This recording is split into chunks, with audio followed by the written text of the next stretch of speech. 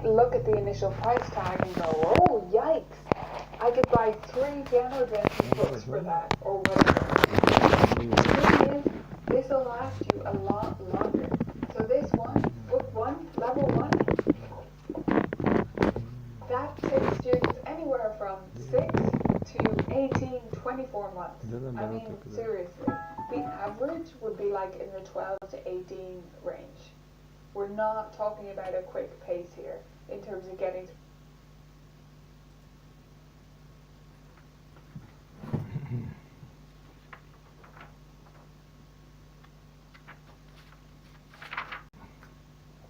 Favorito.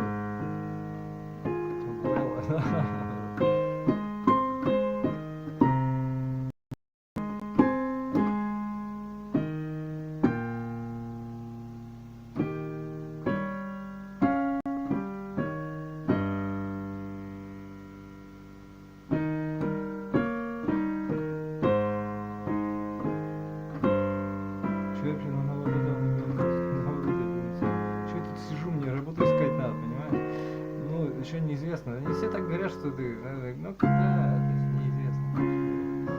Ну почему не? Ну вот это наоборот, ну как бы все прождешь как дурак. Ну хотя ладно, да.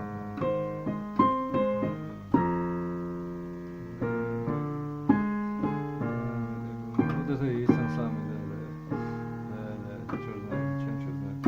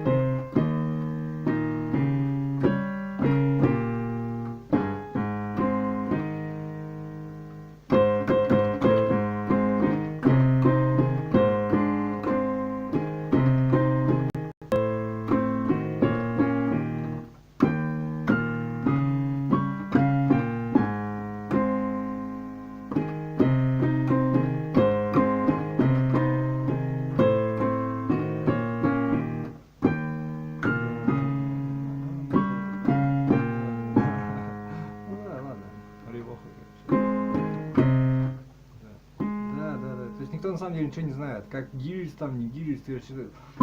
Да, на свой страх и риск.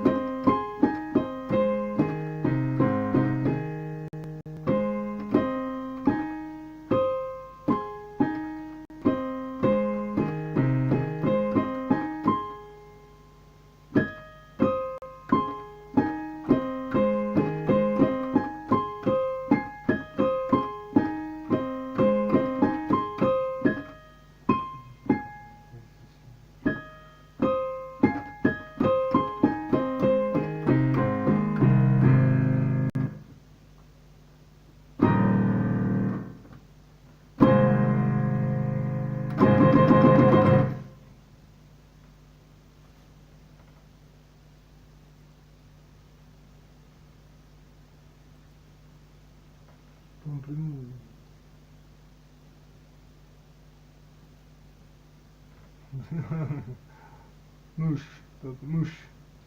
Да? Бешеный.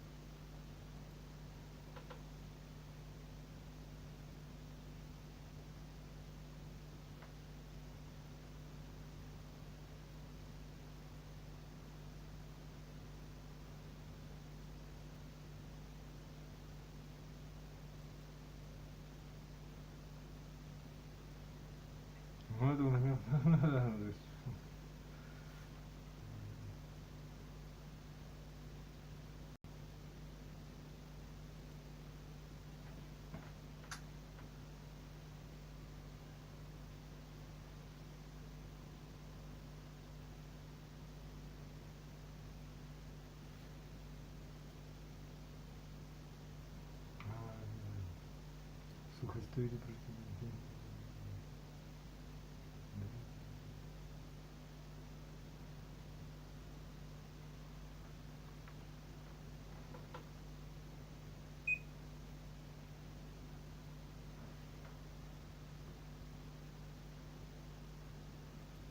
Through that book, it is substantial. And each level after that is about the same, maybe a little bit less going forward, but of course it depends on the student. Whereas something like Piano Adventures, you're looking about 2 months, book stuff, it's gone. And then you need a new one. So the value for money, I think it works out about the same overall over the lifetime of the student. 2 more things that might be negatives of Piano Safari. Next one is that it needs parental support. You'll hear teachers say this. They need the parent support at home.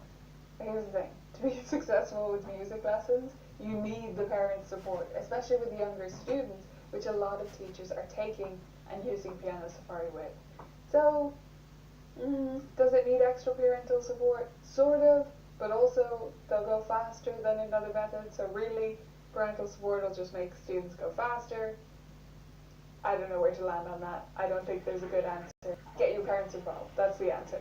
Lastly, this does take a bit of learning for you as a teacher.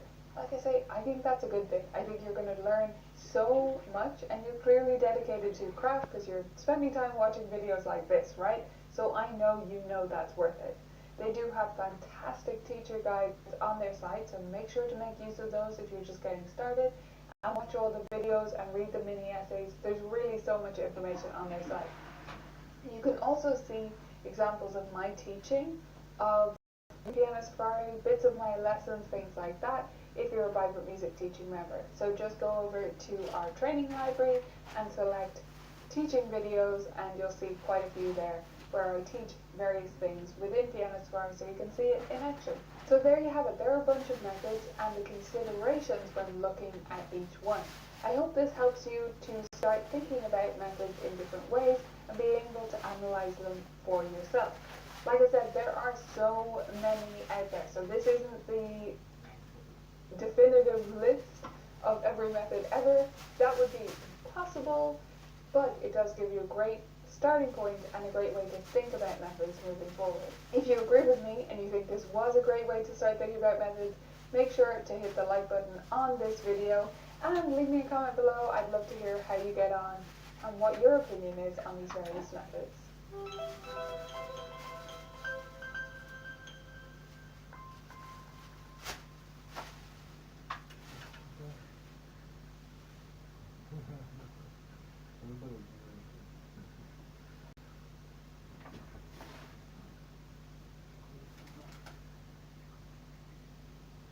Hello everyone, my name is Akira. I'm a pianist, piano teacher, and a translator who's lived in 3 different countries.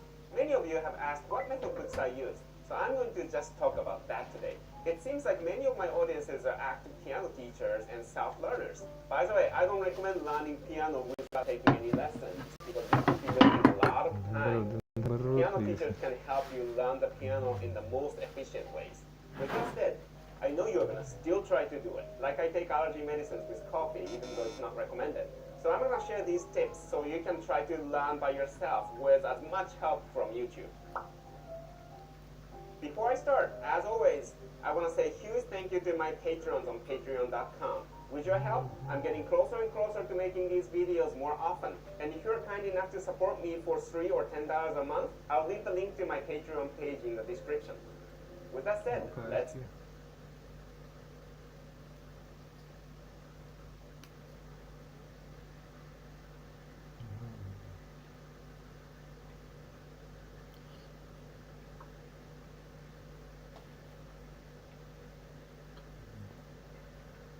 In western Ukraine, where Russian forces have attacked the area around the airport of Lviv.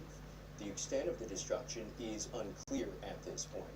But the city's mayor says Russian missiles hit the aircraft maintenance plant, not the airport itself. Up until now, Lviv had been largely spared from major attacks. The city is located less than 100 kilometers east of the Polish border and has taken in some 200,000 internally displaced people since the war started. We can now speak to DW correspondent Matthias Berlinger, who is in Lviv in western Ukraine.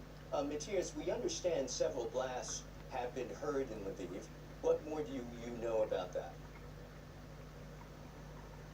Yeah, as you have already said, these blasts were near the airport. Smoke was seen coming, rising from the airport area. However, it seems that the target was not the airport itself, but the maintenance and repair facility for planes, and that's in line with what we've seen in other parts of Western Ukraine.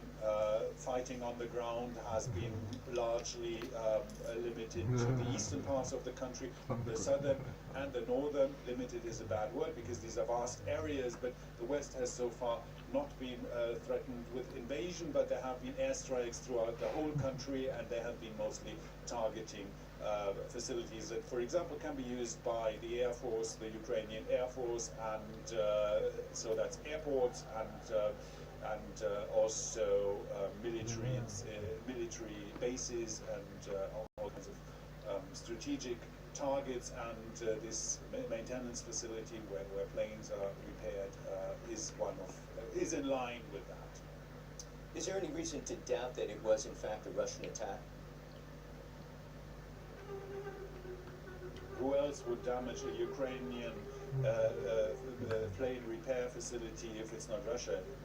Ukraine would be shooting in its own foot. Besides that, there is no evidence at all that Ukraine has been firing rockets on its own territory, and there are no other parties to this. I mean, it could be a Belarusian missile, or it could be a Russian missile, which is the most likely scenario, fired from Belarusian territory, but there are two parties to this conflict, and it's obviously that this was fired from the other party. Matthias, how safe is it in Lviv now? It's hard to say. I mean, as we have, this is one example, but there have also been other examples of rockets fired on cities like Lviv.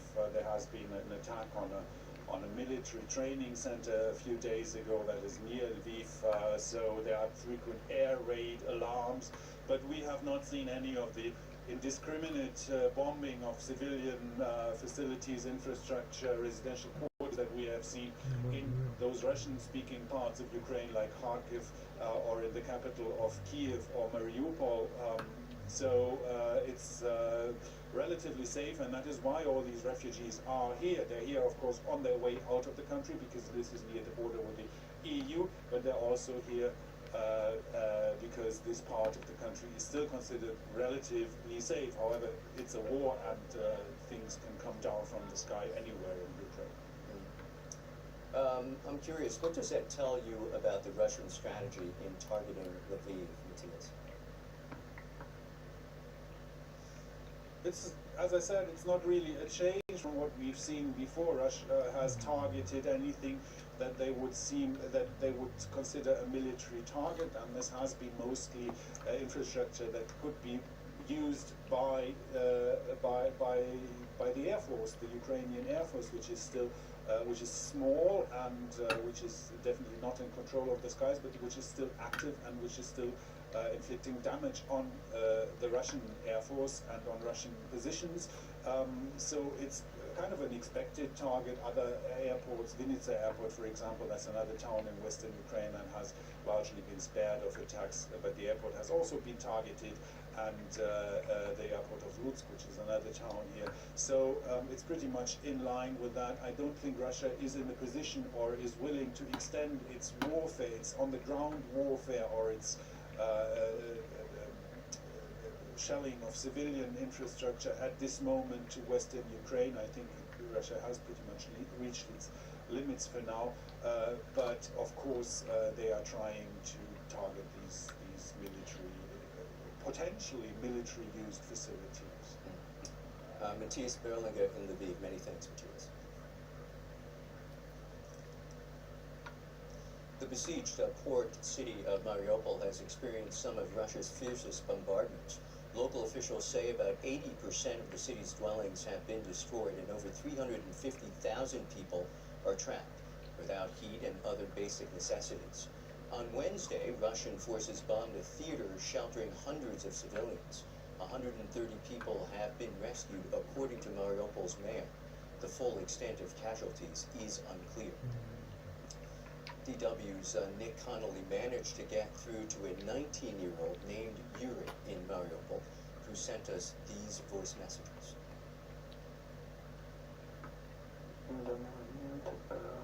Right now, I hear planes. I hear shooting every 5 or 10 minutes. The sound of fighting never goes away.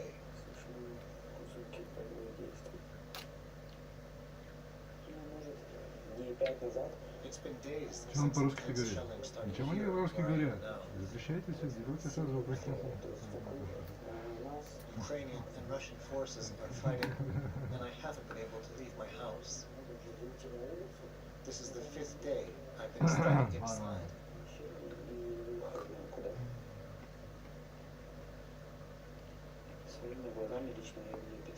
I've seen people dead Ну, on если the бы они streets нормально where жили, I они бы live. русский язык не стали запрещать, правильно? Near my house, Yeah. there's a shop. Может, нет. I was nearby when it was hit by a shell. I went to see what happened and saw 4 bodies. They were probably hit by shrapnel. Their bodies were only picked up 2 days later.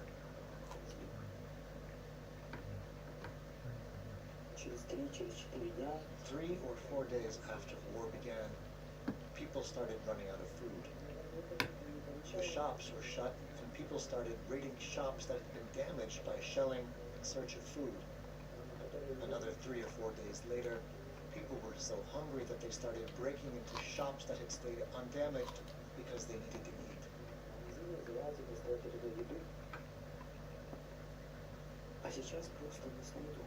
Our city is gone.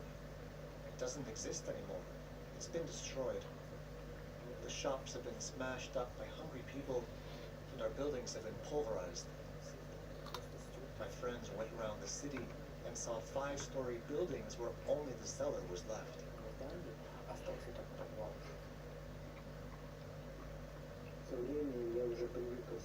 Over time, you get used to all the explosions. You're not really scared anymore. When something hits nearby, I've stopped running into the cellar. It just becomes normal. I get stressed when there's no internet. I can't reach my relatives or my girlfriend, who already managed to get to Germany. All I think about is when I'll be able to get out of here and see her. The explosions and the shooting aren't as scary anymore as losing touch with the people you love.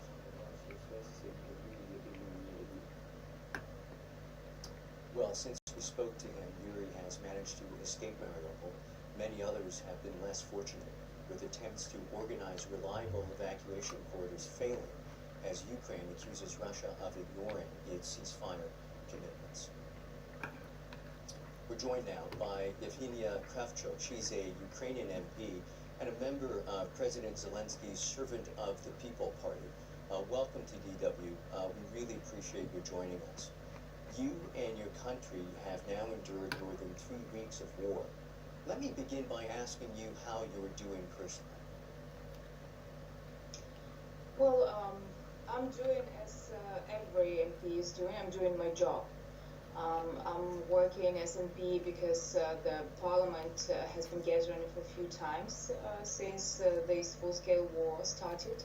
Also, I'm part of, we call this women diplomatic battalion, and I just returned from Strasbourg where we had meetings in the European Parliament and Council of Europe. And actually, Council of Europe expelled Russia from membership, and it's the first international organization that had a courage to exclude Russia from the membership. My husband is fighting, and my daughter is sleeping in the basement and then learning in online school next day.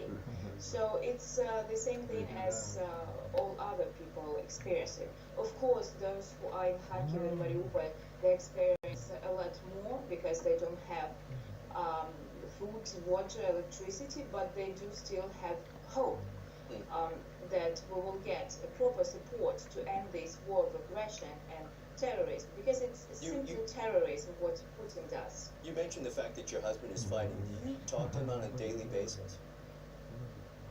Yes, we do talk on a daily basis. And he's doing fine? Yes, he's okay. He's alive.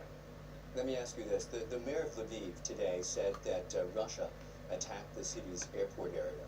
Lviv is in the west of Ukraine, and many Ukrainians have fled there from other parts of the country.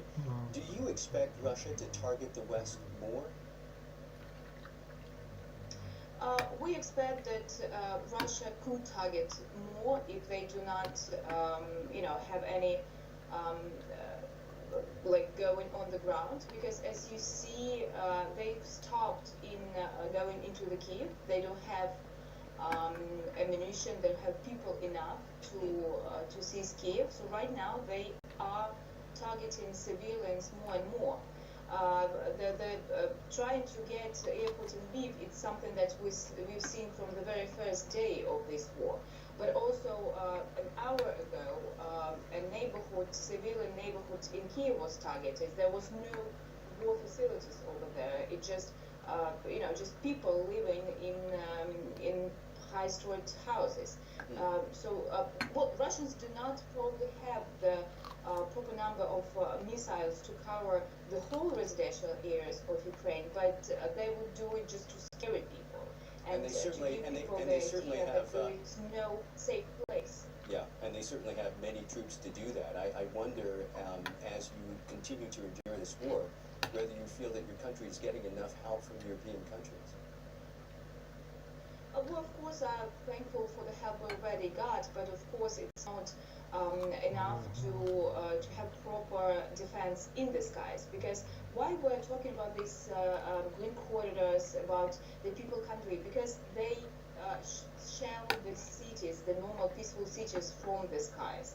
We can get even counterattacks on the ground, but when they're hitting with missiles, by the way, these missiles that hit Lviv region, they were shot from Black Sea, so it's the missiles that can hit a long way. And it was confirmed by our army. It was 6 missiles, cruise missiles.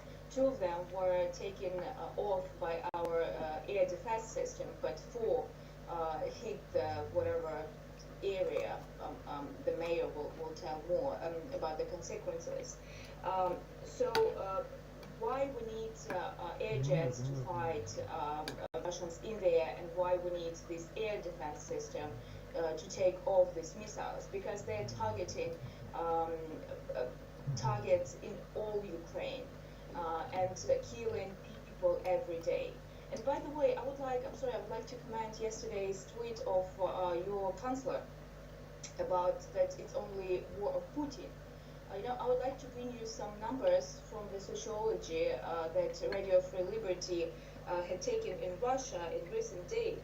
So, and it says that 3 out of 4, 3/4 of, almost 75% of Russians, they support war in Ukraine. And when they asked about this war, they say they feel proud and they feel happy.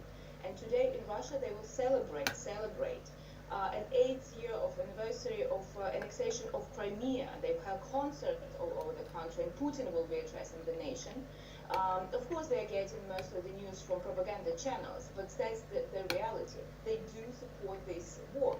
And I have another sociologist saying that 75% of Russians say that the next country could be Poland, should be Poland, and other European countries should be targeted, and it's okay. And if you do not see Germany in this list, it doesn't mean that they will not move forward to Eastern European countries such as Poland, such as Lithuania, such as Czech Republic, Bulgaria, and so on. You've made your point resoundingly clear, and we do appreciate that. Evgenia Kravchuk, a member of Ukraine's Servant of the People Party, thank you so much for joining us. Thank you. The war in Ukraine has left many feeling helpless, wondering what to do in the face of Russia's aggression. Actor and former governor of California, Arnold Schwarzenegger, seems to be no exception. In a heartfelt video he posted on social media, he addressed the Russian people, telling them their government was lying to them about events in Ukraine. I'm speaking to you today because there are things that are going on in the world that are being kept from you. Terrible things that you should know about. You see, Ukraine did not start this war. Neither did nationalists or Nazis.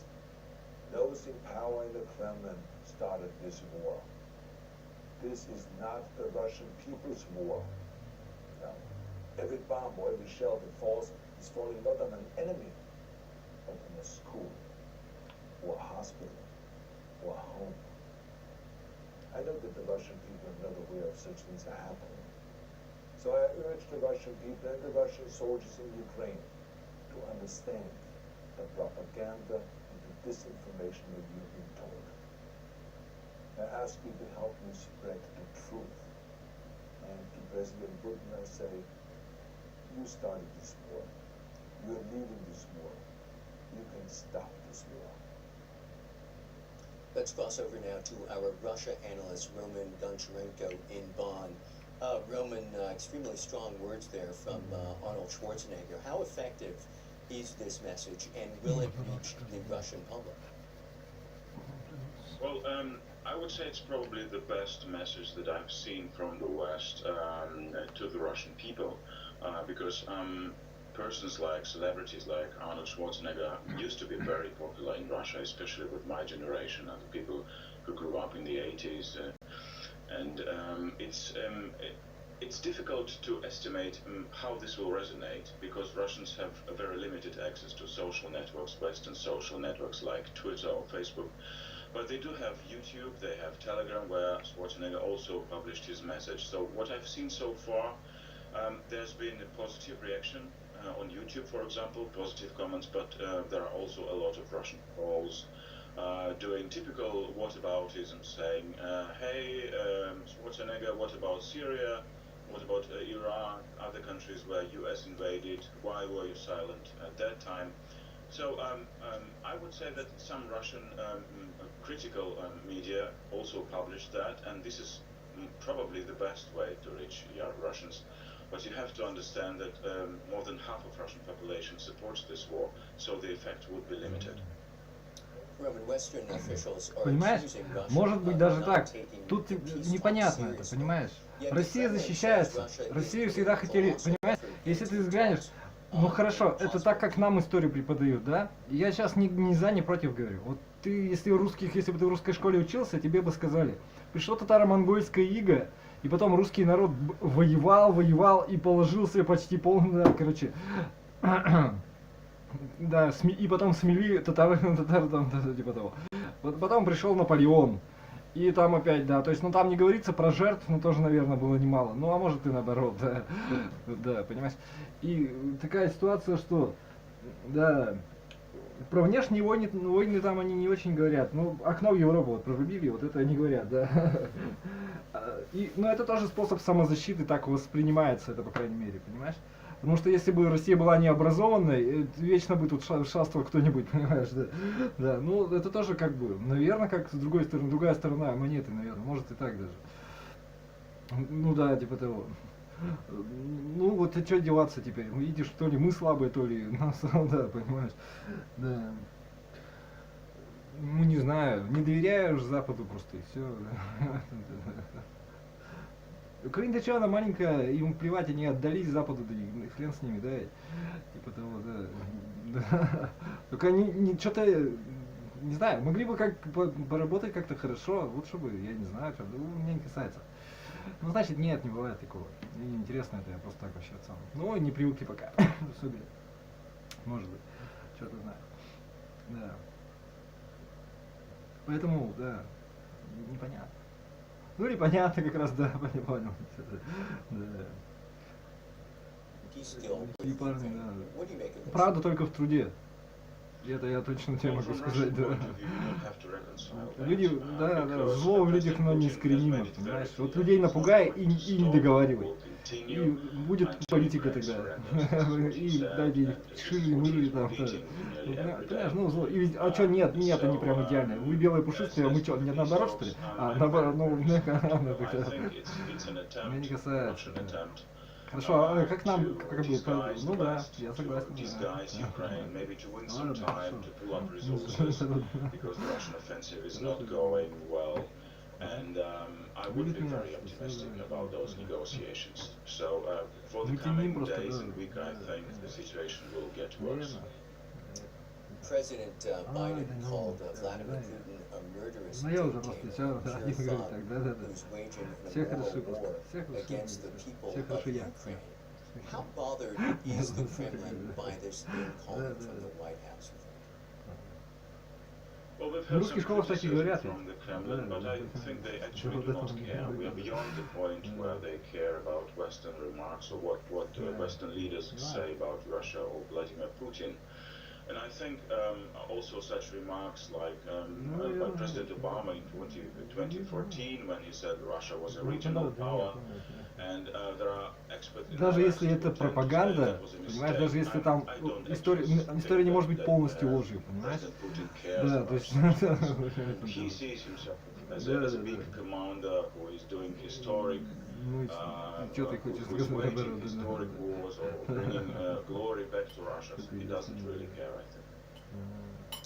Russia analyst Roman Goncharenko, many thanks. Да, ладно.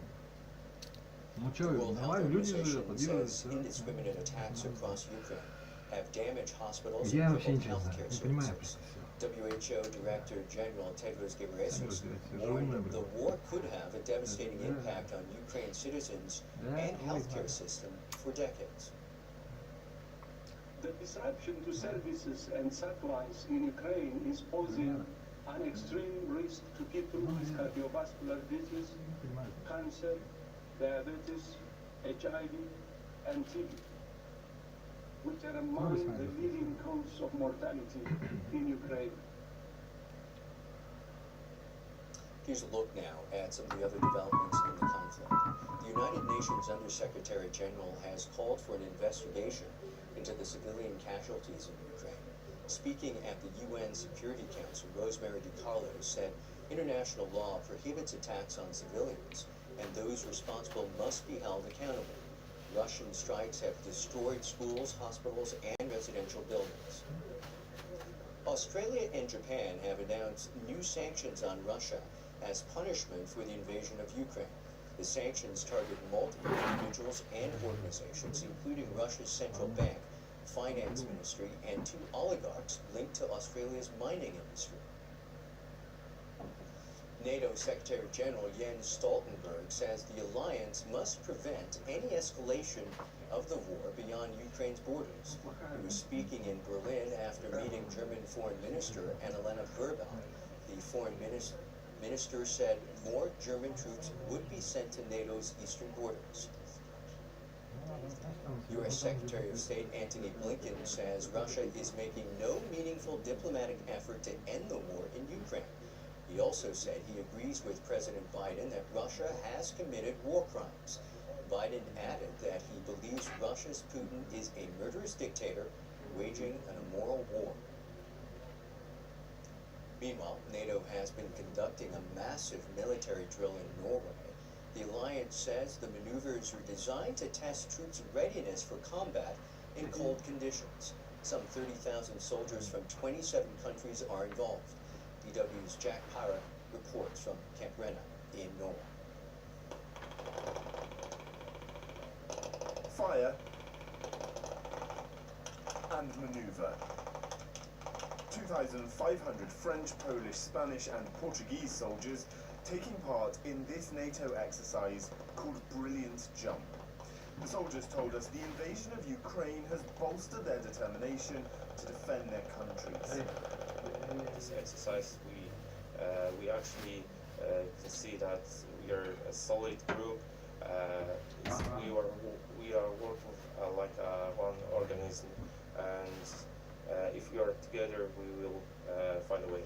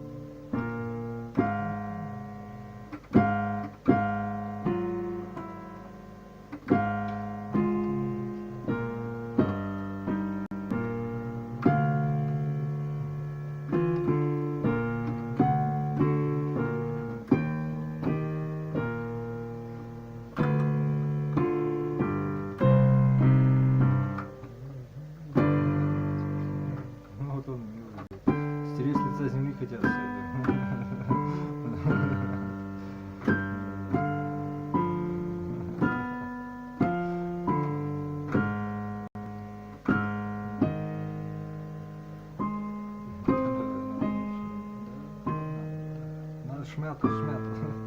Надо шмятать.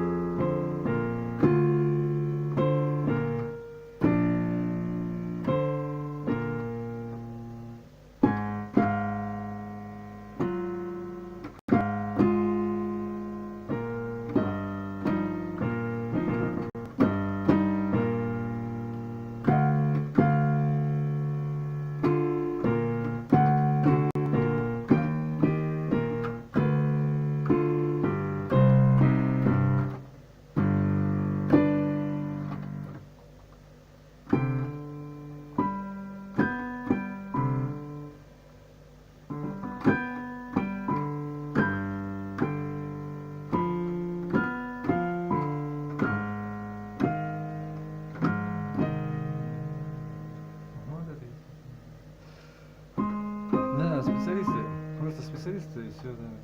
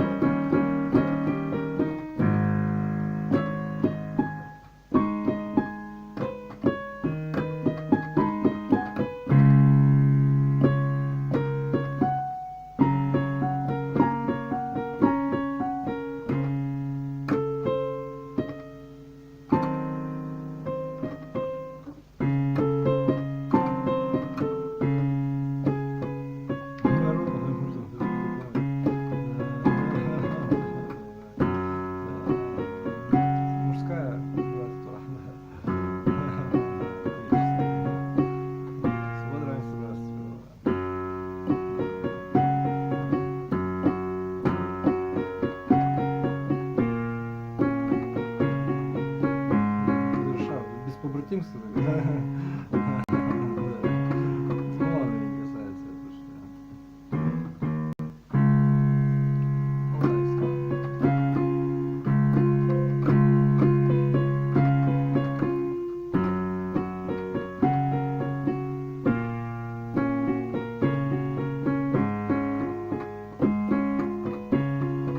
Если все пьянствовать начнут, ответственность где тогда? Кто отвечать будет? Да, и кто-нибудь обязательно родится и скажет: эй, да пошли нахер.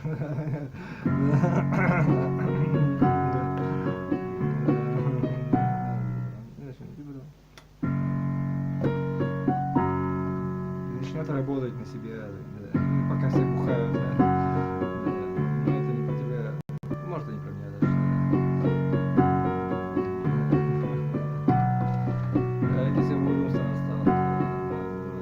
Ну и все потом будут сосать у него. Ну, образно выражаясь, скажем.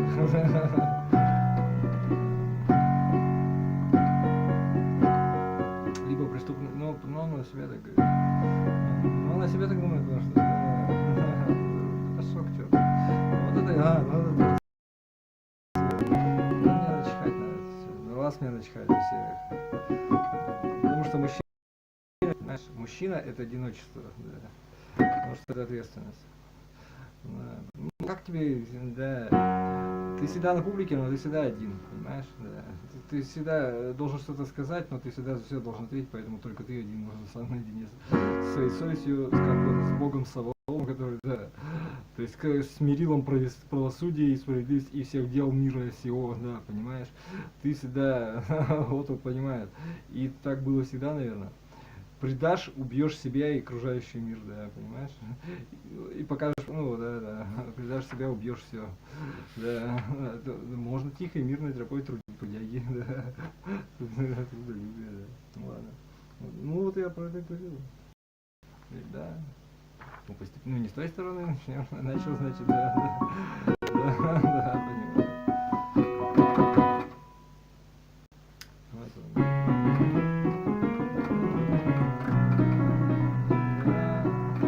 Буквально что хочешь, то и пахай. Только не забывай, что то есть продолжение за все отвечать надо. То есть, да.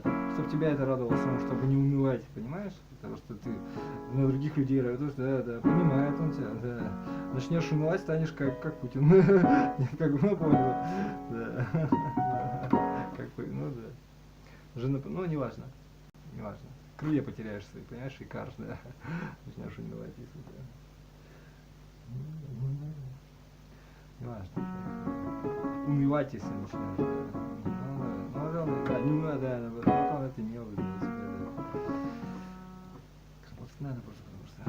Ну, может, это так тоже и работает. То есть ты раз приуныл, но как бы ты понимаешь, что, да, приуныл, когда что-то новое, понимаешь, а потом нашел решение и да, начал работать и увидел, что можно сделать, да.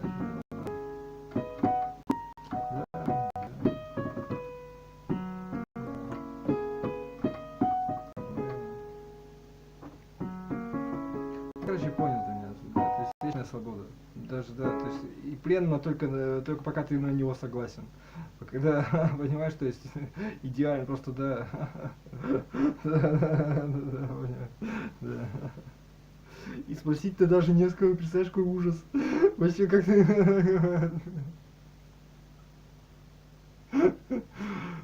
ой, ладно, не говори-ка даже, да.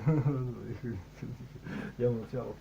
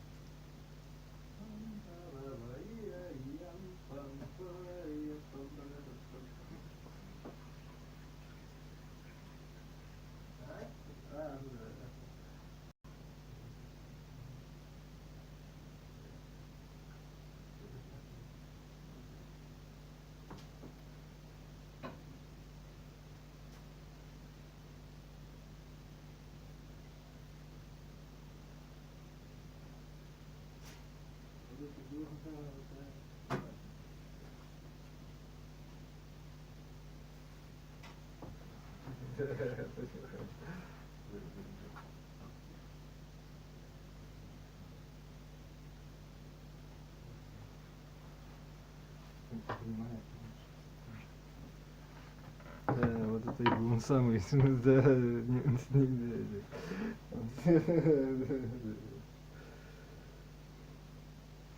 страшно это дело.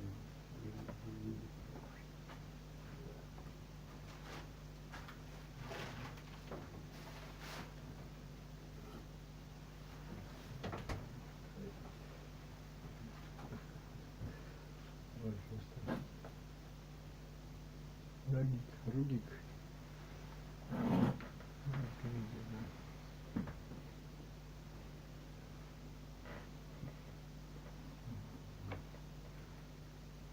Сибульник.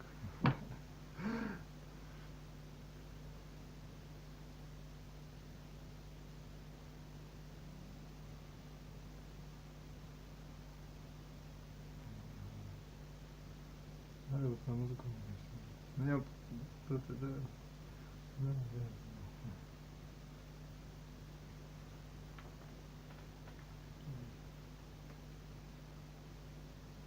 Ладно, хоть YouTube не знаю. Ну, видишь, говорит, это...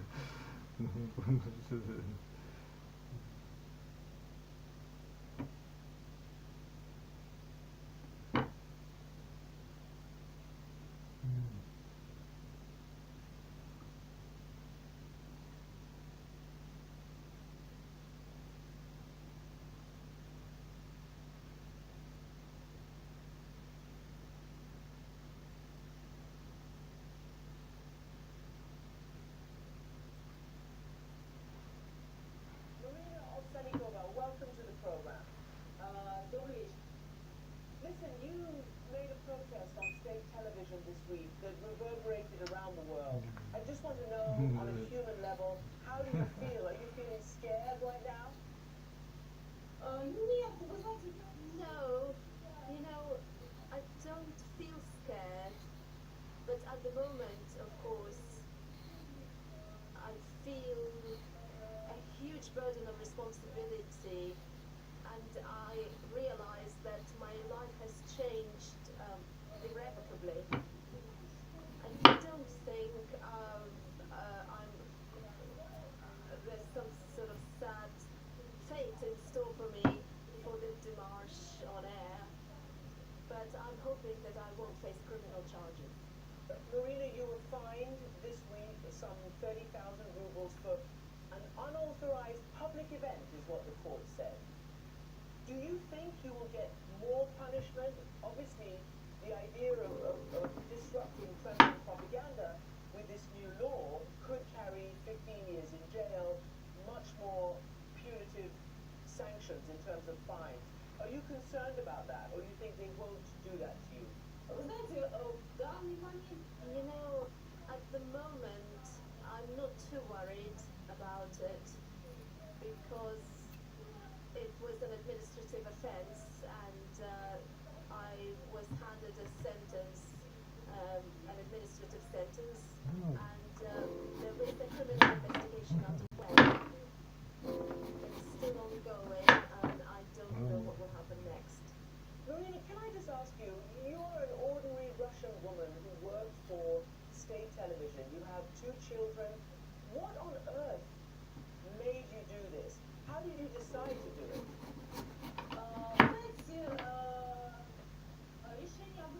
You know, I decided to do it spontaneously, but the decision was brewing for quite a long time. You know, lately I have been feeling a cognitive dissonance more and more between my beliefs and what we say on air. It was a growing sense of dissatisfaction that kept increasing every year, and the war was the point of no return, when it was simply impossible to stay silent. and I realized that I would either need to do something or we will reach a point of no return.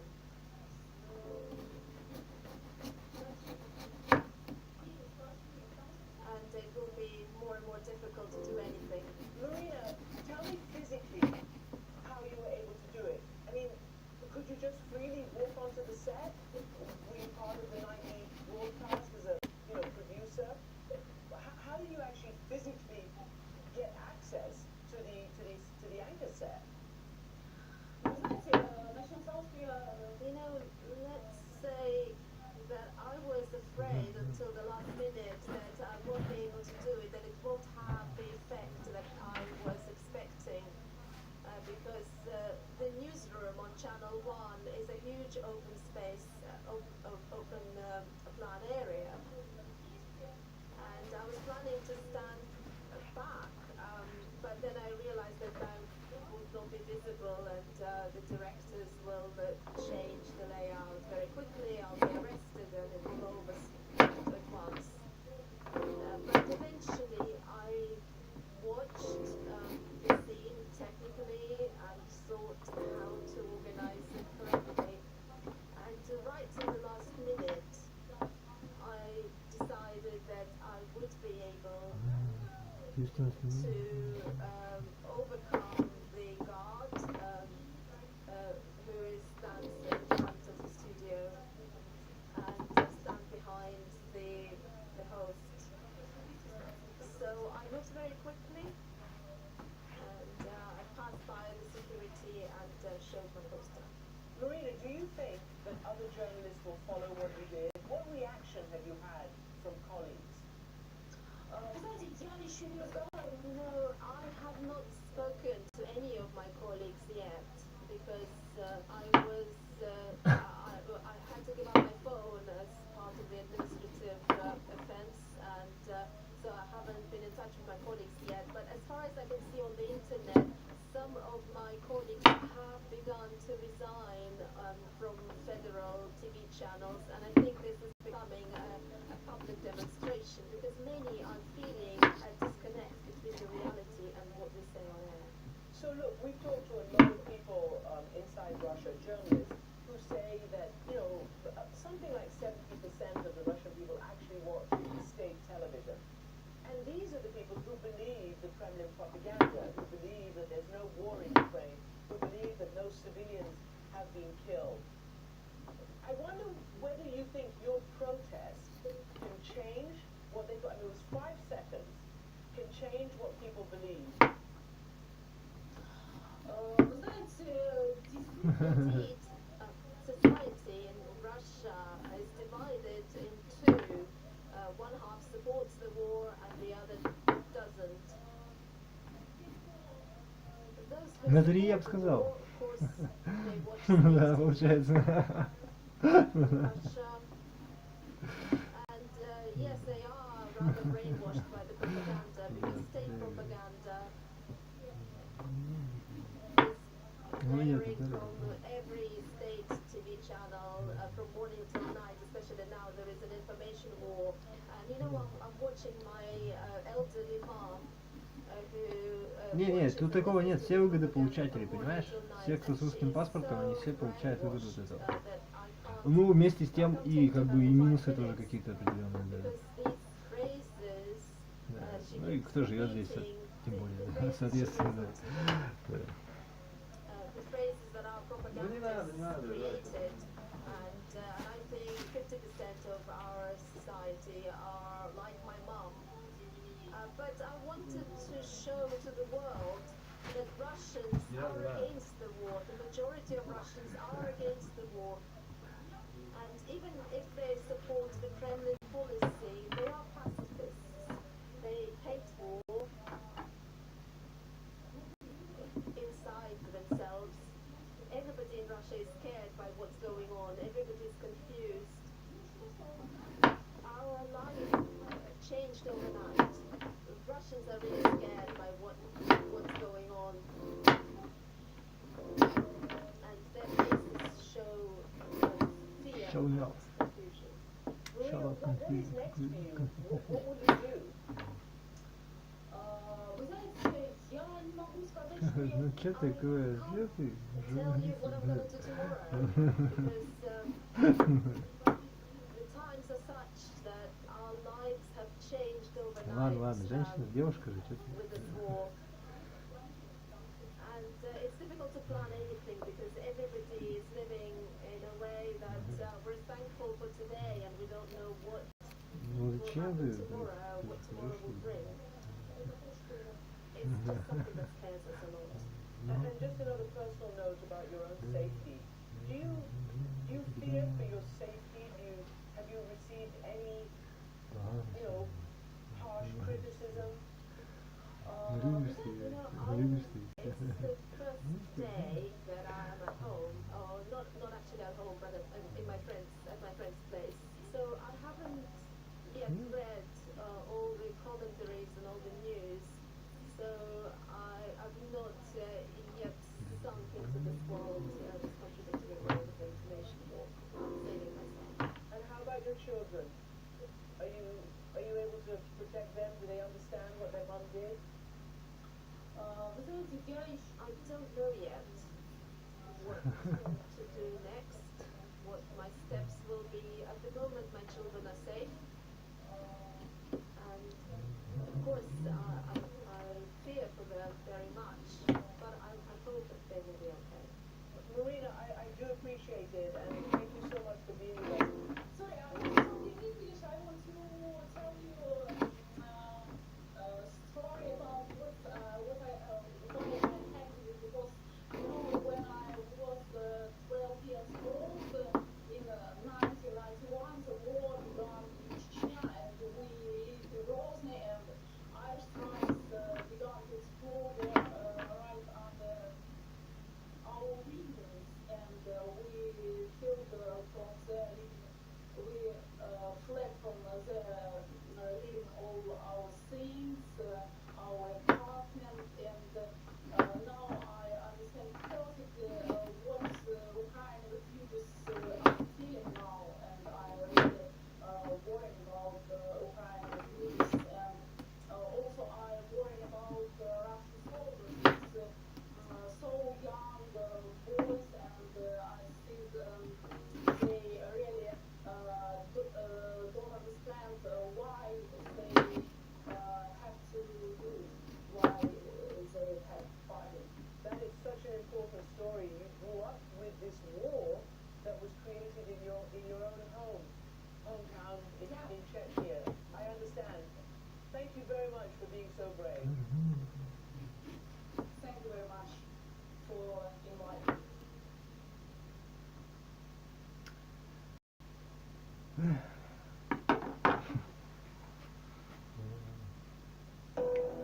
No let-up at all in the fighting in Ukraine, and the propaganda war is also intensifying.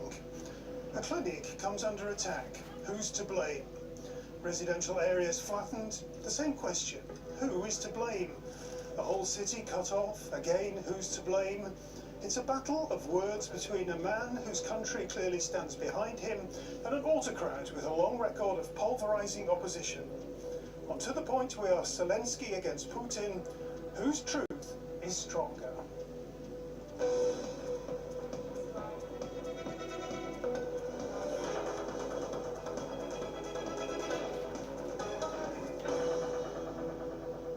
Well, thank you very much for joining us today. And my guests here in the studio are Natalia Smolentseva, a Russian-born journalist now with Deutsche Welle here in Germany. Also with us is Suda David Wilk from the German Marshall Fund, and a warm welcome to Moritz Gartmann, chief reporter with the German magazine Cicero. Thank you all three for being with us here today. And on this show today we wanted to look at the power of words and the power of images. And why better to begin than with Natalia? I'd like to ask you, Natalia, to decipher for us some video that a lot of people have been seeing, that has had a lot of influence. Give us your take on what it's all about. Here we go.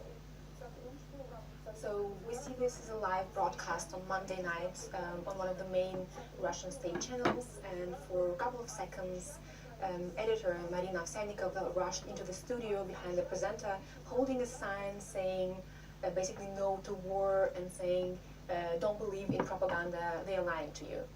This was just a short moment, it was cut then in the live TV, but it spread immediately on social media. Had a huge impact. Exactly, it was discussed both in Russia and outside of Russia. Well, we have to know that some social media is already restricted in Russia, so I guess not a lot of people have seen it, or not everyone has seen it. But among those who've seen it, it was debated whether it was real or fake, and whether it's a heroic act or is it just the way for her to... And what's your take on it? Was it real? Was it fake? It was real, and now we know because we know this person, and she's been already... she had a court hearing already. She was already given, a fine for this action. So we do know it's real, and we do know that why she did it. She also released a video saying that her personal story. This is very important for her. Her father is Ukrainian, her mother is Russian. Despite the fact that she's been working for Russian state TV, Russian propaganda essentially for past years, this is the red line she couldn't cross, basically. It's really powerful stuff. Yeah. Moritz, could you tell us, we're going to bring up now a photo, which I'd like to ask you to tell us what it signifies for you. Yeah? Well, this is a photo from the city Mariupol, which is like 500,000 in Ukraine, and it's a besieged city, and what we see is the impact of a Russian rocket attack on a hospital in Mariupol several days ago, and we see a pregnant woman who was carried away. I even know the photographer. It's Evgeniy Maratovich, a Ukrainian photographer who's in the city until now. And of course, this is a very, very emotional picture, and of course it totally doesn't fit with the idea that Russia is trying to give of this war now way. I even know several days ago on seas in Ukraine, Mariupol, which is like 500,000 in Ukraine, and it's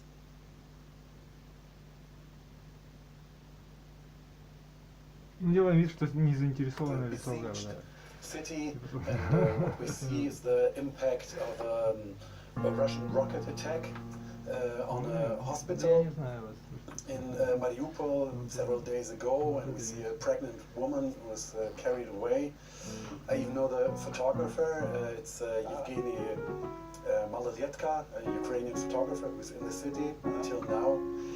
And of course, this is a very, very emotional picture, and it of course totally doesn't fit with the idea that Russia is trying to give of this war. Russia is saying it's a special operation against the Ukrainian military, against some Nazis, and of course, in the moment when they attack hospitals in Ukraine, and this leads to this impact, it's horrifying. And yeah. Okay, well, to reiterate what we've seen the images of that dreadful attack on the maternity hospital. A pregnant woman and her baby died when the hospital where she was meant to give birth was attacked. I'd like to ask you, Suda David Will, what are your thoughts about those two series of images? Well, there are two images that have certainly struck a chord. Both in terms of the bravery of this woman that stood up in the face of great danger but spoke her mind, because many Russians who don't agree with Putin's actions are leaving the country.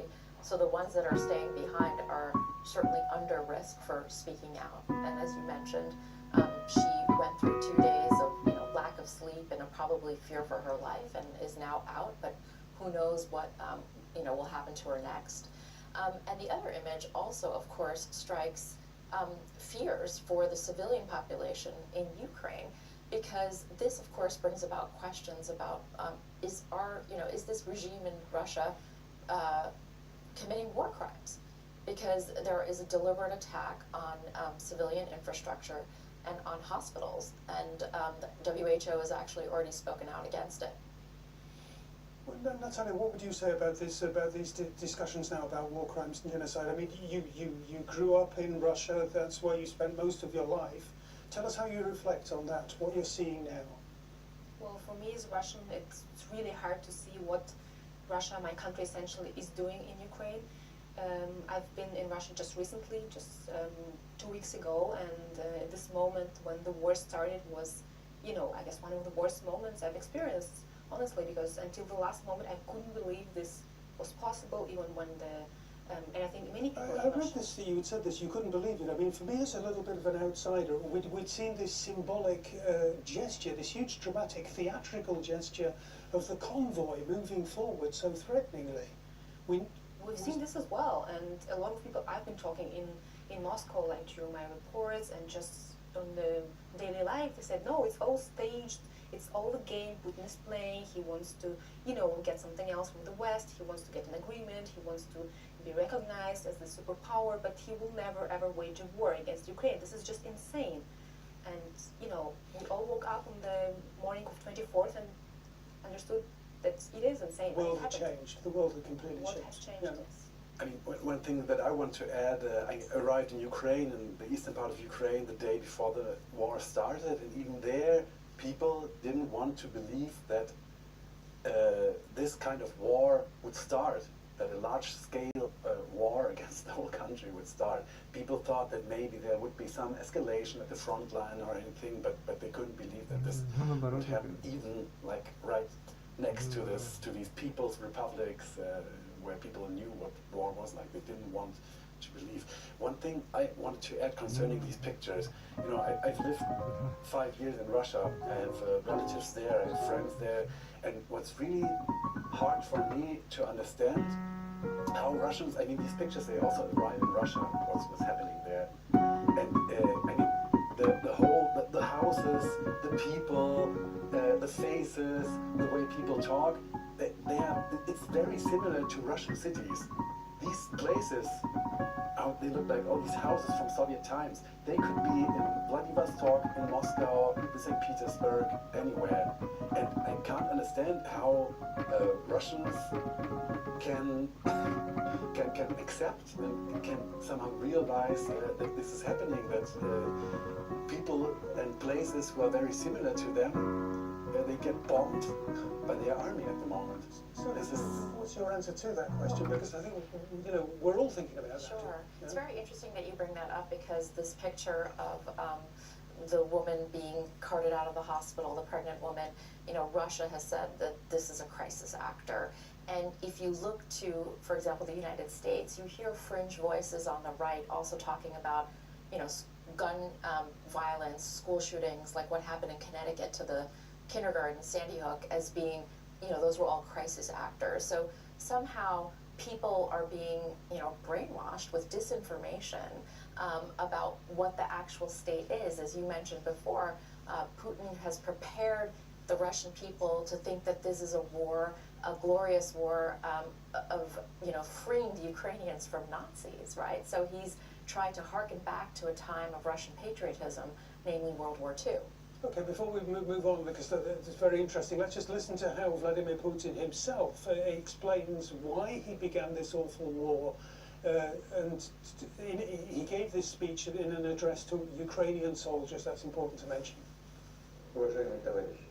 Dear comrades, your grandfathers and great-grandfathers did not fight the Nazis and defend our common fatherland so that neo-Nazis could seize power in Ukraine.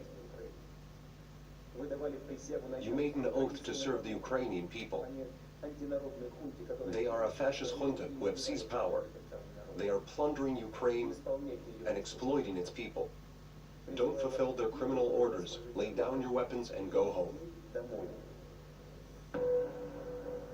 Okay, so we want to talk a little bit about language today, and I think it's very important or very interesting there, Moritz, that there's Vladimir Putin, who has said, you have been talking about the fact that there is a war being fought, that there is devastation and destruction.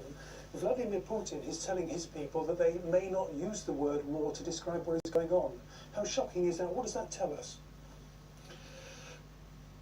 Well, actually, to be honest, no nation who's starting a war is talking about war, actually. I mean, we know it from Germany, we know it from other countries. People politicians who start a war, they like to talk about special operations, about operations, limited operations, whatever. They are not saying we are going to war, we are waging a war. War is unpopular everywhere. And so Putin is trying to copy Western leaders maybe, but I think the problem is that nobody is buying this in the country he's attacking. He's talking to the Ukrainian soldiers and to the Ukrainian people and telling them that Russia comes to liberate the country from a Nazi junta. I just want to add that Zelensky is a Jew. You know, the president of the country is a Jew. Important point, yeah. It's an important point. And maybe there are lots of Ukrainians who were dissatisfied with the president before this war started. There are several points of critique. Of course, it's no perfect country, it's no perfect democracy. There's definitely no junta, and people in Ukraine, they didn't want to be liberated. And that's why maybe the only people who are believing this are some alt-right people in the US and some Russians who believe in the state propaganda. But in Ukraine, this didn't work, not at all. Exactly, I think the question is whether this is actually addressed to the Ukrainian population. Putin is just so, like, Russian leadership is so full that Ukraine is waiting for Russian army to be liberated, or whether this is actually addressed to the Russian population to reinforce this narrative that, you know, what we are doing is not, they're actually saying this, what we are doing is not the war, is the prevention of the war, which is like calling black white and white black, so to say. So this is also... That was the point. I mean, you're saying it's standard practice for a country going to war, but I feel as though it is a total abuse of language, an Orwellian abuse of language, that you say that one thing is another thing. You turn it on its head. You make a mockery of language. But I think that Putin believed in what he was saying. I think Putin and maybe the people around him, they believe that still in Ukraine, a Russian-speaking person means a pro-Russian person. You know, in Odessa is a Russian-speaking city. Kharkiv, which is under attack now, is a Russian-speaking city. And he thought that the fact that they speak Russian means that they're pro-Russian. And when the Russians attack, they would come out with Russian flags and would greet the liberators. But it totally didn't work out. I just checked the other day, there are some pro-Russian politicians in Kharkiv, for example, the former governor, who was always very pro-Russian and anti-revolution in 2014, you know. But he's defending the city now against the Russian occupiers, how they are called in Ukraine at the moment, so on. Yeah. So I think I have a feeling they've obviously miscalculated this, and I mean, I don't know personally why, but there's this feeling that, you know, maybe also because of the pandemic, Putin has been, you know, quite in isolation, and this political elite has been in isolation, and it seems like they've, the propaganda they've created, or the narrative they've created for their own public, at some point they started believing their own narrative. The distance from the real world, that absurd table, for example, that we've seen time and again. Exactly, this gap from what exactly is happening in Ukraine or elsewhere in the world, and how this is portrayed in their heads. So I don't know what was the calculation back there, but it doesn't seem that the calculation was to call this war for such a long time. It was obviously this blitzkrieg and fast operation, and hope that they will be probably greeted with flowers, as it's portrayed in Russian TV. So maybe this was the idea in the very Putin's head that didn't really match the reality. So we have a group in our organization called the Alliance for Securing Democracy, and we monitor Russian disinformation. And some of the narratives that are being put out right now are about Ukraine having chemical and biological weapons, you know, resuscitating its nuclear program, being a vassal state of the United States, right? So these are things that are out there, but in a way, it sort of foreshadows what Russia perhaps intends to do, right? And in that way justifies perhaps future actions of Russia. So I think it's, yes, propaganda for its people, but also in a way, you know, sort of projecting in the mirror what Russia intends to do in Ukraine as well. It has to be said, in all fairness, that the US has a track record as well. Colin Powell.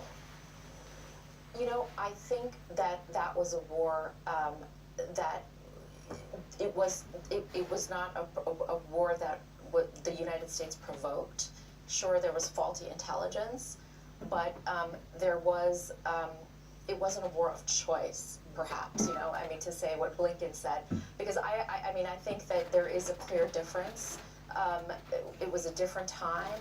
This is an unprovoked, unjustified act of aggression on the part of Russia. But I want to add, as a German who has lots to do with Russians, who was discussing with Russians over the last 20 years, I'm thinking about the Iraq War all the time over the last days. I was demonstrating against the Iraq War in Germany at that moment, but still we couldn't prevent it. And I would say that the harm this war did, we also see it today. Because Russia is using something like the Iraq War as a justification to its own people. Because Russia says the Americans are also doing this. We can do it too. And I at this moment can't really answer, no, it's not true. I think there's a clear difference between the United States and Russia in terms of, you know, the United States has caused harm with the Iraq War, no doubt about it, but it still sees itself as a benign power. It still believes in the rule of law. It believes in democratic values. I don't think you can compare the United States with Russia. And the whataboutism that Putin is trying to put out there is exactly what we need to stand up against in order to have resolve in the West against Putin's actions in Ukraine. But they still make the position of the West, or the moral position of especially the US, much weaker. I think you can all point to, I mean, we're changing the topic of this program, but I think you can point to the United States in several occasions over history. But the point is that the United States also has a track record of correcting itself and being a benign power for the liberal international order. That's my belief. Let's get back to Ukraine. It's very important. So the conflict has prompted Ukrainian President Volodymyr Zelensky to turn on his people on what seems like a sort of a daily basis, you almost have to say. And it's very dramatic what he has to say, and it's often very strong stuff. Let's listen in. Today, we must be united in condemning this war crime of Russia, which reflects all the evil that the occupiers have brought to our land. All of the destroyed cities and everything they've done.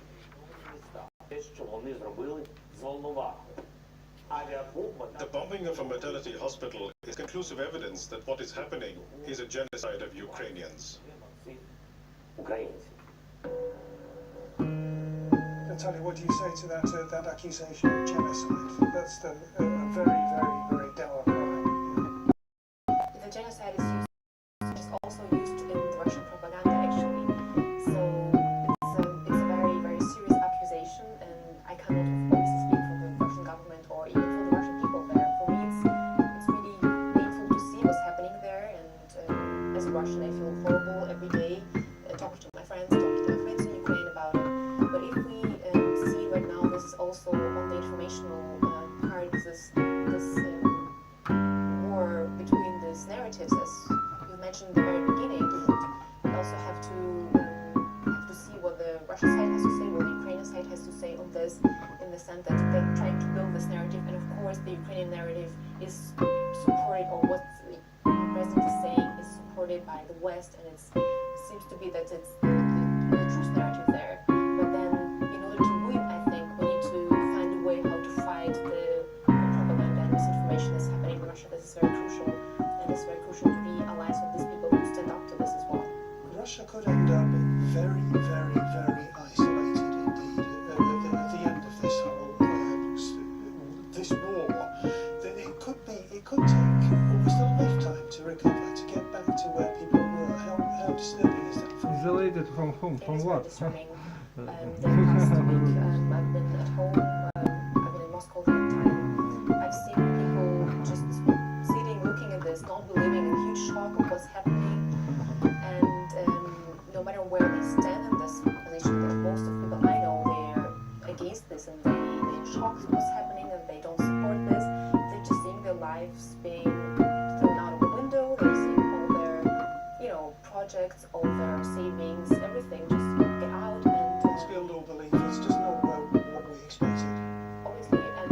will hit really hard, especially these people, people who are open-minded, who are, you know, in their 30s, 40s, who've managed to do something with their lives, and now one day to another they just don't have it all. And of course we can talk about that they're also to blame, and So what do they have in their life? What is also responsible to a large extent to what's happening there. But does it help? Does it help us to fight Putin? I would add that the crazy thing is that one of Putin's main points of his why people still voted for him after 20 years was the word stability. You know, I mean, he said, okay, the 90s were a time of chaos, of poverty, and we rebuilt this country, and I guarantee stability.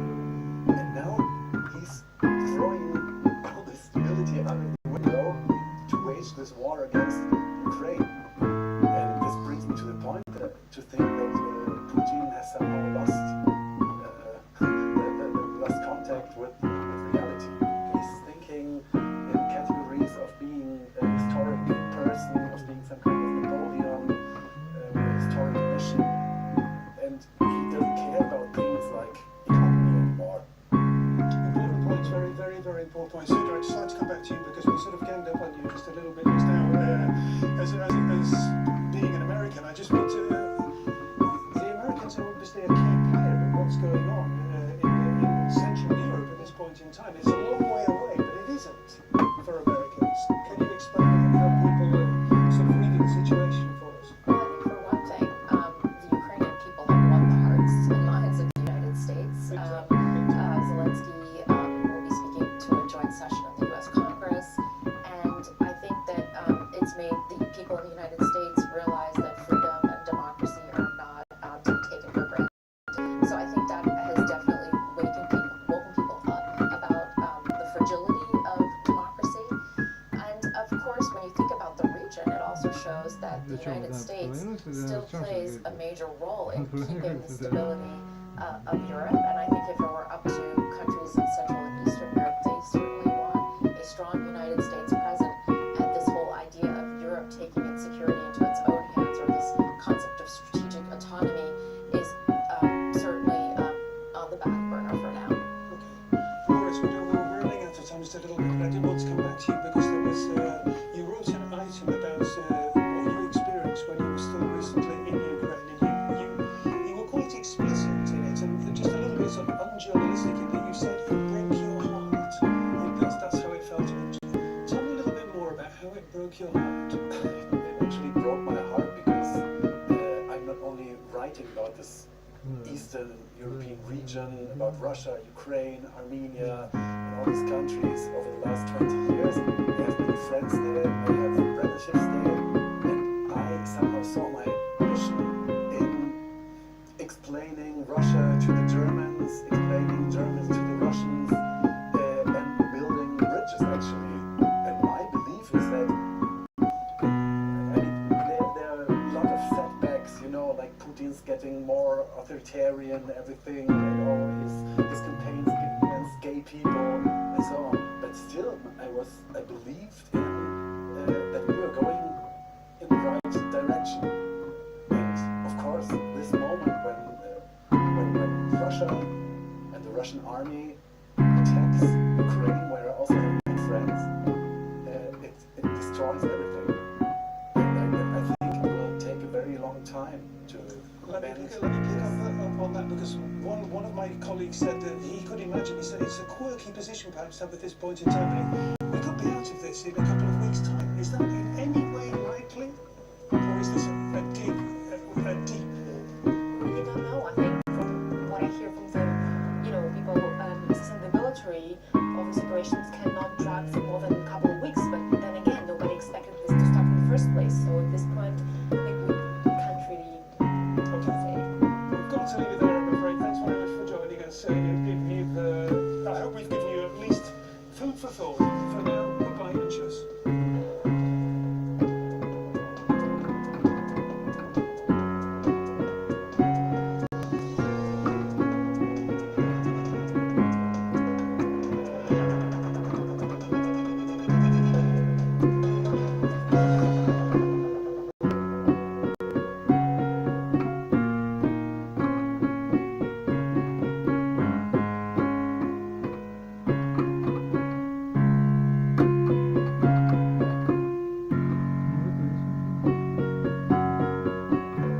Russia's army is pressing its attack on Kiev and other major Ukrainian cities, shelling targets that include residential buildings and other institutions sheltering civilians.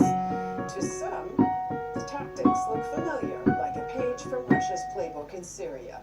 Indiscriminate bombardment of heavily populated centers, cluster munitions, and sieges all add up to a dirty war inflicting widespread suffering. Reports suggest battle-hardened Chechen and Syrian fighters are in fact joining the Russian forces fighting in Ukraine. On To The Point, we ask, war in Ukraine, does Putin want total devastation?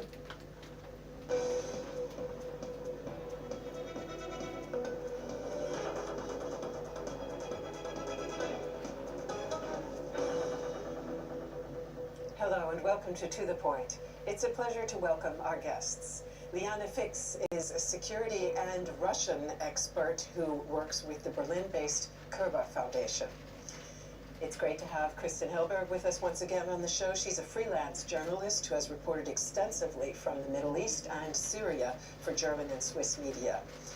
And joining us from Bonn, Louis Sanders from DW's investigative unit. So let me ask all of you to tell us a little bit about how you interpret what we're seeing at the moment on the ground. And Liana, Kiev, Kharkiv, Mariupol, all under heavy attack. What are you hearing about the extent of civilian and military casualties on both sides? Well, Moscow's initial campaign was very much the idea to have a shock and awe campaign and to finish the war quickly, have a victory parade in Kiev, and that was it. This has not worked out, and we see casualties on the Russian side, which amount to hundreds and thousands of casualties unexpected by Moscow. So this is now a shift in strategy. Russia could not achieve its initial aims, taking Kiev, regime change, and now it's going for the part that we've seen in Syria, to terror against the civilian population, to force Kiev to make concessions in negotiations, because the pictures and the way of warfare is just so brutal and cruel at the moment. Let me ask you about those negotiations, because we're seeing or hearing conflicting signals. On the one hand, we have the Russian Foreign Minister, Mr. Lavrov, saying that he's optimistic that the talks are making progress. On the other hand, we have President Putin saying he's going to prosecute this war to the end. What do you make of that discrepancy? It's an incredible, difficult situation for the Ukrainian government to be in, because obviously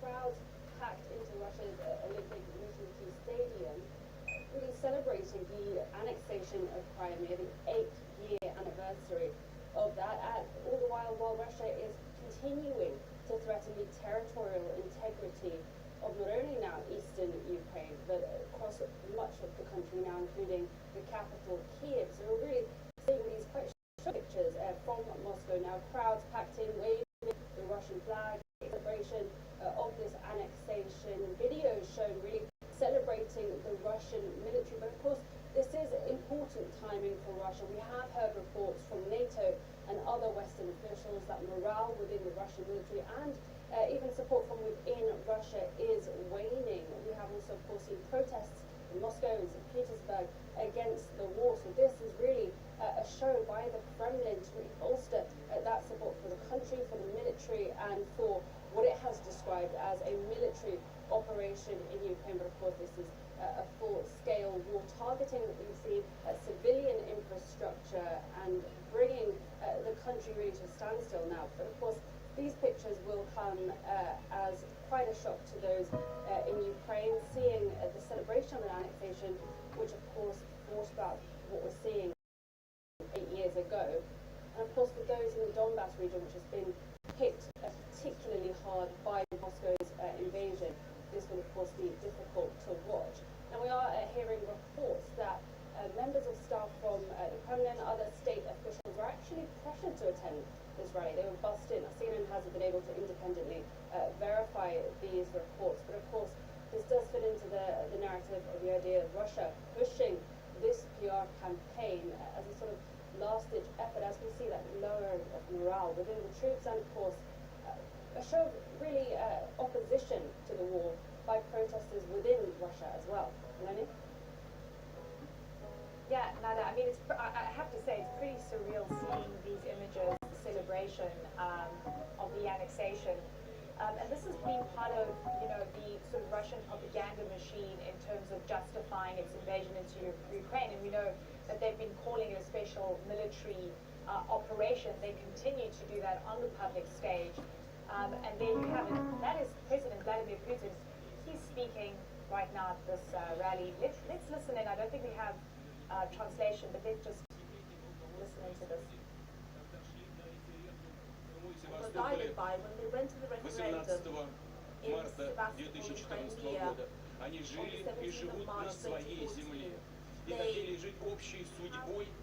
living on their own land, and they wanted to be reunited with their historical motherland, Russia. They had every right to do so, and they achieved their goal. Let us congratulate them on this great occasion. Congratulations. Over this time, Russia has done a lot to raise Crimea and Sebastopol. We had to do things that are not immediately obvious. They have a fundamental nature. Gas supply, power supply, utilities, restoration of the road network, building new roads, new highways and bridges. We had to pull Crimea from the degrading position and condition that Crimea and Sebastopol were in when they were part of a different state, which funded these territories on a residual basis. But that's not the matter. The matter is that we know what to do next, how to do it, and at what expense, and we will implement all our plans. Так запросто что-то видим. But it isn't merely a matter of these decisions.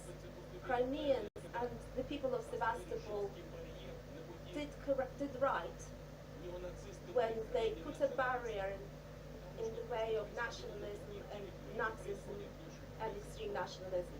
Because what was going in those territories is still going on. People who live in Donbass also disagreed with the coup.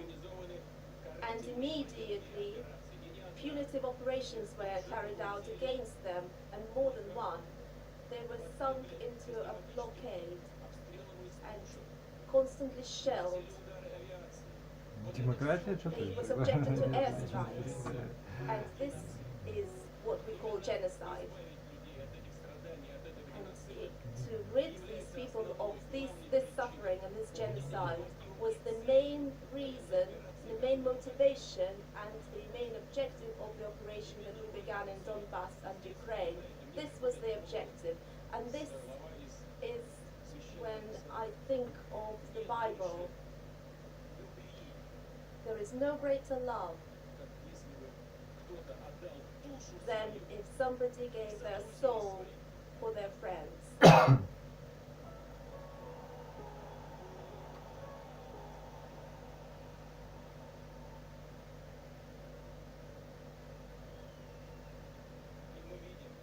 And we can see the heroic deeds of our guys in the course of this operation.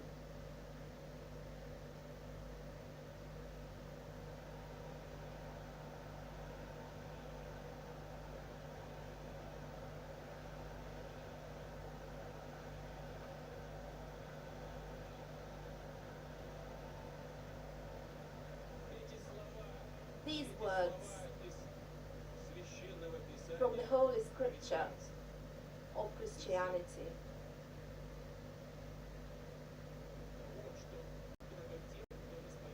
something that is very dear to those who profess this religion. But everything is down to the fact that this universal value for all the peoples and all the confessions of Russia, and for our own people above all for our own people. And the best confirmation of that is how our guys are fighting in the course of this military operation, shoulder to shoulder, helping and supporting each other. And if the need comes, they will shield each other in the battlefield from the bullets as brothers. We have not had such unity for a long time.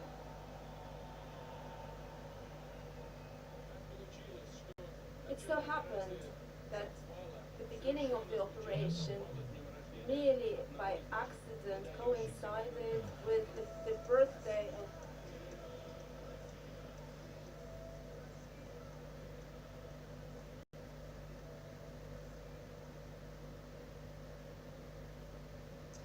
Alright, you're seeing live pictures from Moscow. We just heard from President Vladimir Putin on the 8th-year celebrations of the annexation of Crimea today, 18th of March.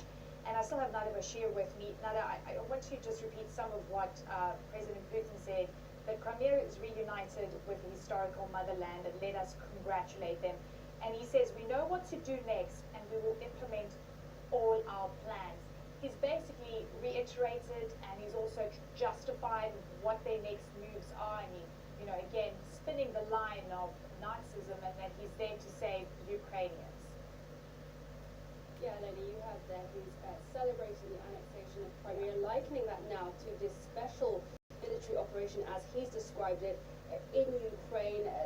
As he said, they're trying to rid the Donbass region of what he's described as Nazism, fascism, of genocide. Now, of course, this is completely false. This has been proven, this has been verified not only by CNN and other outlets, but also by NATO and other human rights organizations. We know now that President Putin, the Kremlin, and the Russian forces are targeting civilian infrastructure in Ukraine, threatening the territorial integrity of the country. But let me just go back to a few of the things he said. He was praising Russia's infrastructural support for the Crimean region, for the development there. He talks about, you know, the heroic deeds of the Russian forces, and that, of course, is important, as we have heard reports from NATO, from the US, and other Western officials that morale is certainly waning amongst Russian troops. We have, in our own investigations in CNN, revealed that several Russian troops weren't even aware that they were heading into Ukraine, and truly believe that they were taking part in military exercises. There have been some anecdotal reports of even troops abandoning their tanks and weapons that have broken, faced with huge logistical challenges, according to NATO and other Western officials. But clearly, Putin there driving home that message, trying to reunify the country. And he did say that Russia hasn't had this level of unity in such a long time. But that is difficult really to believe, given the fact that we have seen really outstanding protests in both Moscow and St. Petersburg and other parts of Russia, a really severe crackdown on free press in Russia as well. And we've seen some pretty drastic action by other journalists in Moscow too. So clearly this is all part of the Kremlin's pretty tight-run PR campaign, trying to push their narrative forward. He even invoked the Bible and talks about the Russian troops defending their men and defending those vulnerable within Ukraine. But clearly, as we have seen both in our reporting and in the warnings from NATO and other Western officials, that this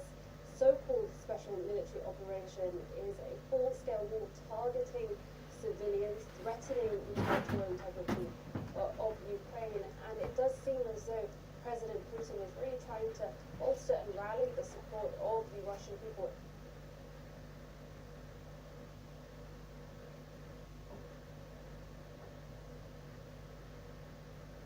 Ratings agency Fitch says it's at risk of default as a series of debt payments come due. Russia, due to international sanctions against the country, Russia's central bank can't access its foreign reserves of $640 billion. The government says that it wants to make the payment in rubles, but that would not be accepted on a dollar-denominated bond. If Russia can't make the full and correct payment within 30 days, the country would be considered in default. Well, Anna Grossman is an associate professor at Loughborough University in the UK and researches the Russian economy. Thank you very much for joining us, Anna. How is Russia's economy coping under the strain of sanctions? The Russian economy has been hit extremely hard by these sanctions. The most difficult part right now for the Russian businesses is due to the increased cost of financing, due to the devaluation of ruble. So the businesses are looking at different types of payments, such as cryptocurrencies or gold, and at the same time the government is introducing new legislations, new measures, subsidies to facilitate the continuing operations of Russian businesses in Russia and abroad. У них нет доказательств, если де-факто, даже если есть, они как бы, давай де-факто. Не в их интересах это признавать, я думаю. Хотя, в принципе, Запад же свободный, как бы, пофиг, да, вообще. Интересно, неинтересно. Ну, наверное. Не знаю, неизвестно.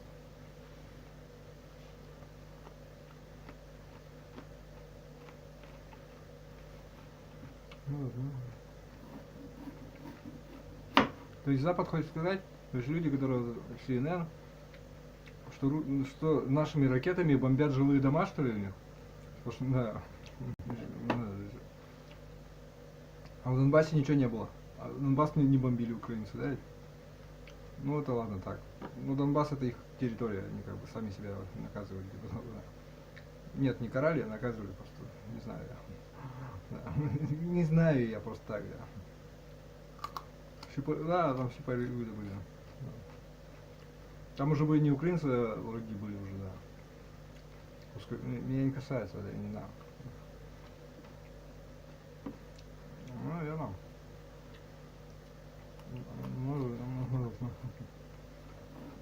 Сами себя обстреливают, да? Русские. Нет, русские фашисты сами себя обстреливают.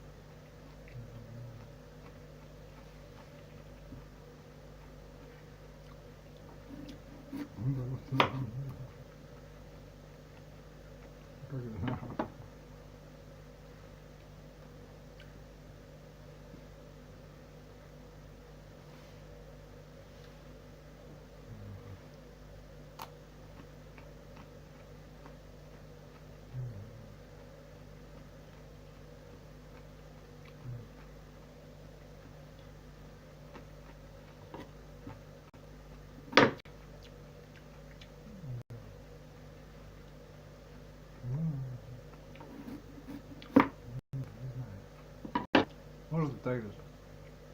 Да.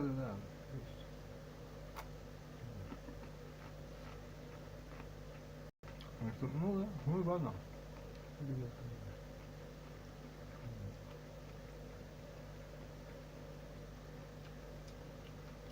Atlético de Madrid.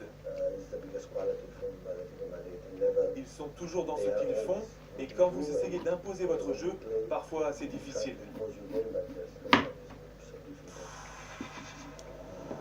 En difficulté en début de saison, puis au rendez-vous aux Jeux Olympiques de Tokyo, Cyrilekoff continue de surfer sur sa bonne forme.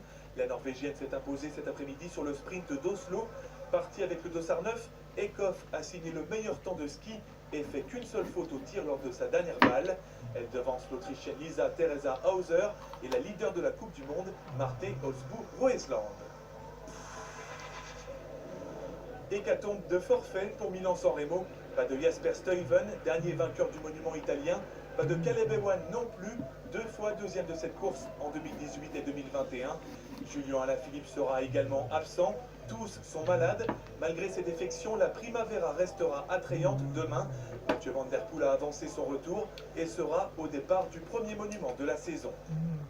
Une place au focus qui se consacre aux accords d'Évian. Les accords d'Évian, c'était il y a 60 ans, des accords de paix signés le 18 mars 1962 à Évian qui ont mis fin à la guerre d'Algérie.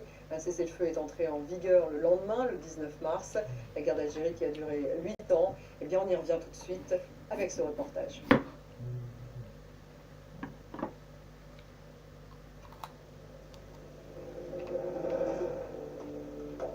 60 ans après les accords d'Évian, la France n'est toujours pas en paix avec la guerre d'Algérie. Il n'y a pas ni de mémoire officielle, ni à plus forte raison d'histoire officielle de la guerre d'Algérie en France. Une guerre douloureuse en France, alors que l'Algérie célèbre son indépendance à l'unanimité depuis 1962. Il n'y a pas en Algérie, ou quasiment pas, hein, de partisans de la colonisation, de gens qui trouvent que la présence française était une bonne chose, de gens qui n'ont pas souffert de la guerre d'indépendance. Deux visions différentes de l'histoire et plusieurs points de crispation entre les deux pays. France 24 a interrogé 3 historiens qui ne sont pas forcément... La guerre d'Algérie, c'est 5 minutes dans un film de plusieurs heures. Alors la conquête a été une sauvagerie absolument inouïe. C'est documenté par les militaires qui l'ont fait eux-mêmes, qui racontent sans aucun filtre dans leur mémoire, dans leur courrier, le fait qu'on massacrait, qu'on pillait, qu'on violait. Il y a 50 ans de conquête violente de l'Algérie. Il y a la guerre proprement dite de conquête avec la reddition d'Abdelkader. Ensuite, il y a la soumission de la Kabylie. Et puis, il y a quantité d'insurrections. Et en fait, au fur et à mesure que l'armée française progresse et avance par la violence sur le territoire algérien, il y a des oppositions et des grandes insurrections. Après la conquête, des colons européens s'installent en Algérie. Les Algériens deviennent des indigènes, citoyens de seconde zone. La colonisation, c'est une entreprise de dépossession de la terre, au sens symbolique, notre terre, et c'est une entreprise de dépossession de la terre concrète, parce que les colons s'approprient les meilleures terres, et il y a des millions d'hectares qui sont spoliés. Donc, cette République française, qui sur son territoire pratiquait l'égalité des droits, en même temps, dans ces territoires coloniaux en particulier,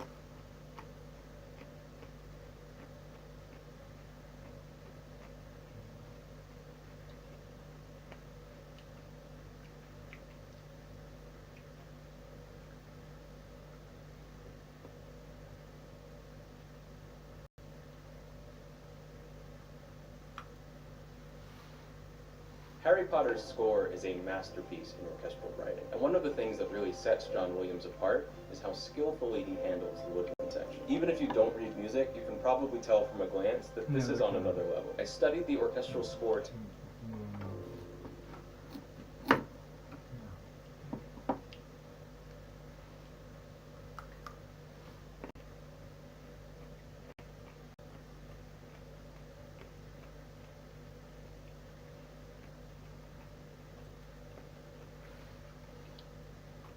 experience. I believe that every citizen of Ukraine who is capable to hold weapon must take a weapon and go to fight.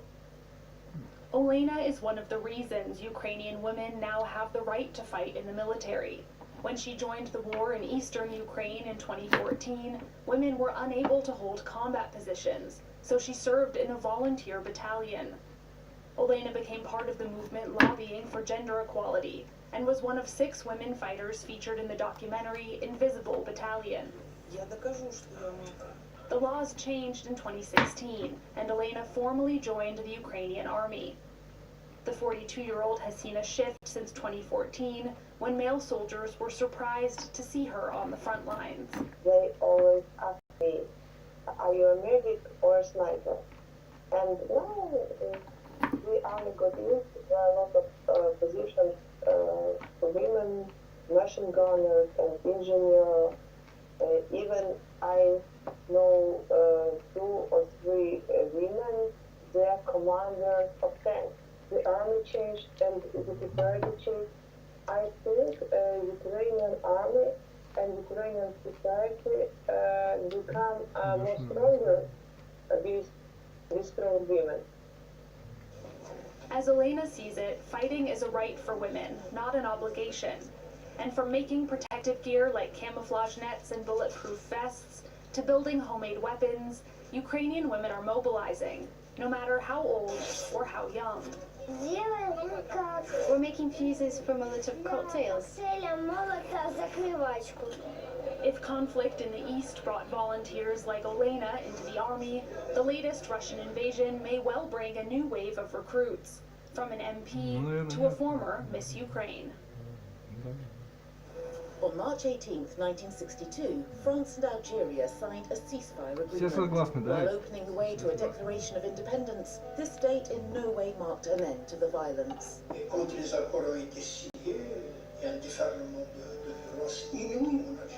The anti-independence OAS stepped up its bombings and assassinations, while the nationalist FLN responded with murders and kidnappings. Hundreds of thousands of French colonials or pieds noirs fled the country, whilst the French army left the pro-French Muslims or Harkis to their fate. Tout cela, c'était un projet magnifique qui aurait pu entrer en vigueur dans les années 40, 50, peut-être 60, mais ça a été gâché par, en effet, des hésitations, des reculs, des crimes des deux côtés. Our reporters went to meet those who witnessed and took part in this crucial period in the history of the two countries. Don't miss Evian 1962, the end of the Algerian War, on France 24 and France24.com.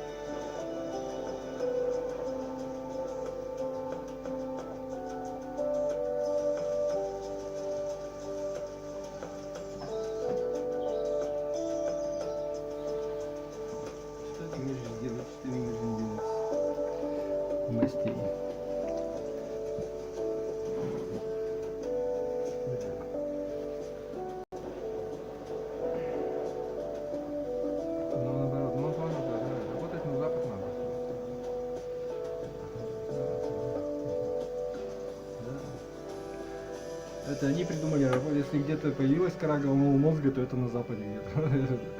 Они придумали работу. Говорят, ну, понял.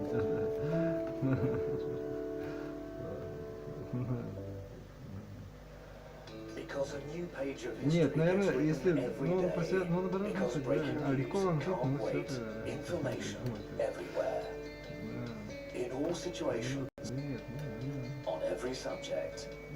Understanding the world, imagining the world. France 24, a different take on the news. Liberté, égalité, actualité. Welcome back. You're watching Live from Paris. I'm Marco, and these are the headlines.